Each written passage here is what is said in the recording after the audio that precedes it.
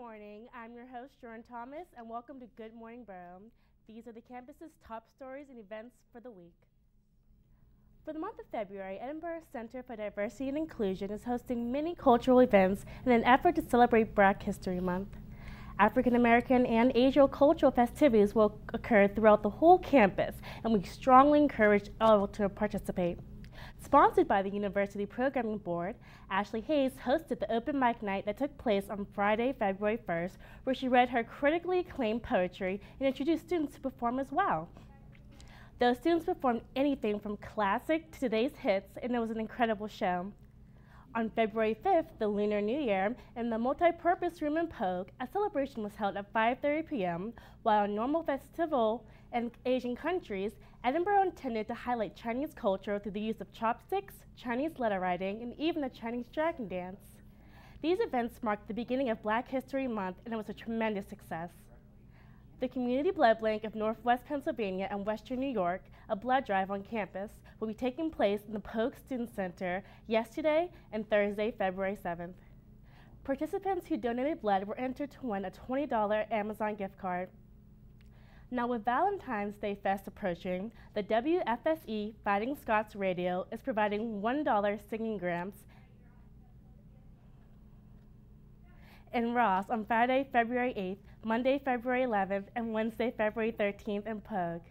From 10 a.m. until 3 p.m., each requested song is only $1 and will play throughout Valentine's Day on 88.9 FM Fighting Scots Radio. The 5 Mu Alphas also providing serenades to any student that signs up. A group of brothers will take your request and sing to anyone starting Wednesday, February 13th and ending on the 15th. They will be in Pogue starting on Friday, February 8th and Monday the 11th from 9 a.m. until 5 p.m. where they'll be taking requests. Please go and support these groups and have a wonderful song-filled Valentine's Day. Now next up, we have a short segment on the Pet Therapy Day event held here on campus, reported by Sam McKinley.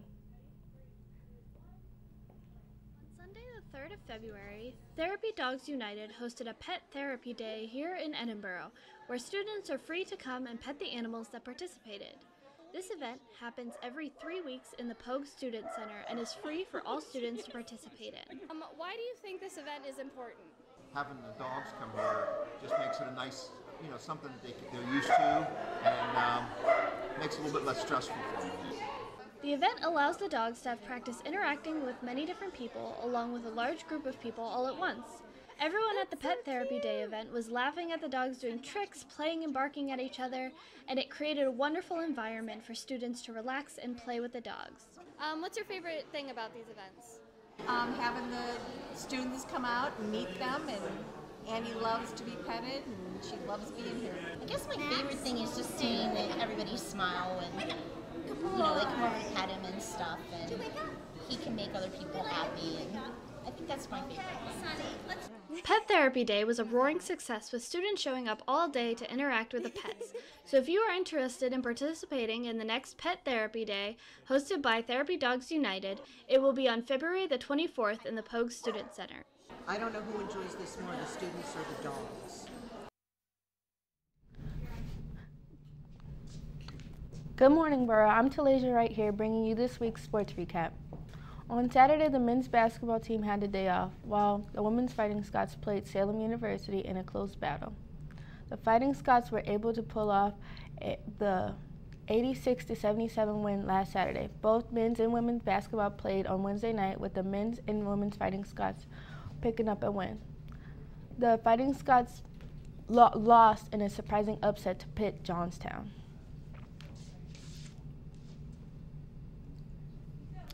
The Player of the Week. It is now time for the Player of the Week. Winning it for the second time this week, the two-time role player, Michelle Barnes. She has virtually been unstoppable for her past 4 games, scoring 25, 35, 32, and 18. If her jumper isn't going in, then she is getting to the free throw line. If she isn't getting her free throw line, she's getting her an open drive to the basket. Not to mention her lockdown defense. She has been the Lady Scots energizer for sure. I mean, look at the game. Roll the clip. Good Morning Borough would like to congratulate Michelle Barnes for the two-time champ, making the defenders look silly. Up and coming. The women's track and field will be in town February 15th on the campus at the Dome located next to Macomb Fieldhouse. On February 13th, the men and women's basketball team will face off against Seton Hill in their home court in Macomb. Now let's go back to Shane Waldron with the weather report after a word from our sponsors.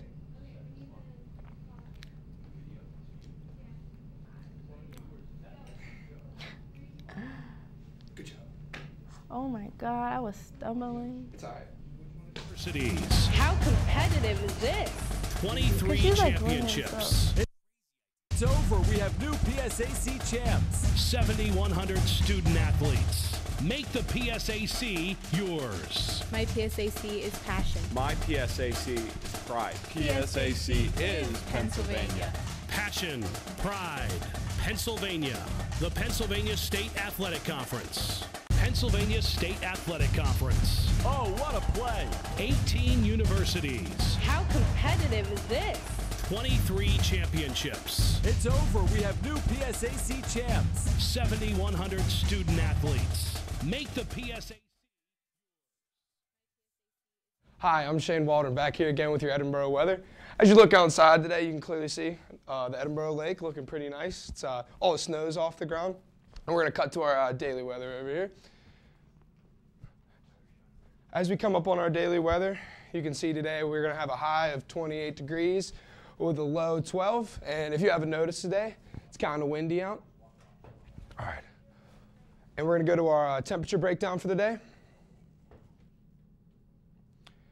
As you can see, as we progressed on through Saturday, our temperatures came up from, it was really nice out yesterday, and it's going to progress back down, lower and lower as we go throughout the day. As you come over, it was our 7-day forecast. Alrighty. So Saturday, it's going to be a high of 39 degrees with a low of 35.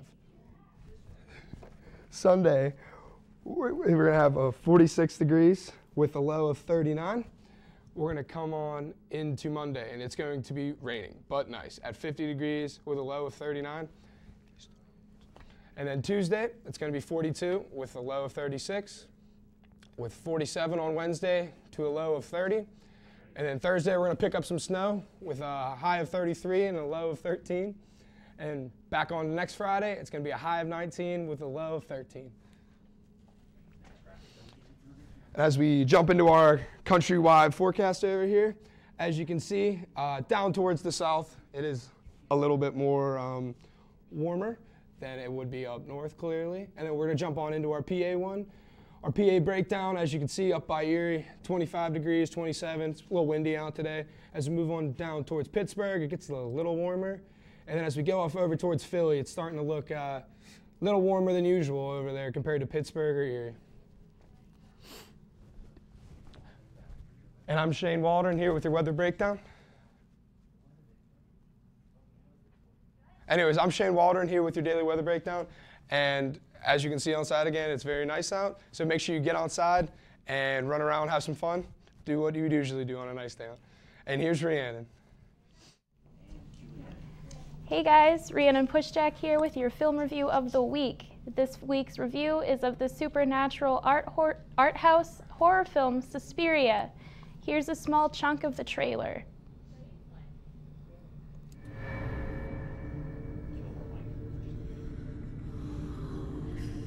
At the beginning, she gave me things. Perfect balance, perfect sleep. Oh, she wants to get inside of me. I can feel her.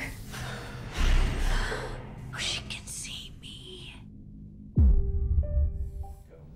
When I saw the original 1977 cult classic for the first time, I was completely blown away by the use of bright, unnatural colors, over-the-top gore, and special effects, especially the soundtrack done by Italian progressive rock band Goblin.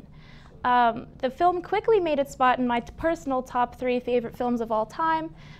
When I heard there was going to be a remake of the film, I was both shocked and disappointed that an attempt could be even made to better what was already so unique to film in general, not just the horror genre. I was completely blown away. 2018's reimagining, not remake, of Suspiria is by far the most intense film I have ever seen, well, this year, for that matter. It is way more gruesome and relentless than the original. Tom York of Radiohead composed the score, which itself is hauntingly beautiful while simultaneously depressing in the best possible way. I was shocked to find out that this film did not receive an NC-17 rating instead of an R rating due to the violent nature and nightmarishly sickening and dizzying tone. The film, interestingly enough, bears quite a bit of resemblance to 1981's Possession in regard to its setting and its feeling, as well as 2009's Antichrist, due to the extreme violence and gore without giving away too much. Suspiria, both the original and the remake, or reimagining rather, are not for everyone. I would recommend this film to someone who is more adventurous when it comes to film. That was your film review for this week. Next week I will be reviewing Netflix's Velvet Buzzsaw. Back to Jordan to close the show. On behalf of Rhiannon, Shane, Talasia, and I, this is the show for today. For our information on all things Edinboro, be sure to visit us at edinboronow.com or watch us right here on channel 3.5. This is Jordan Thomas, signing off.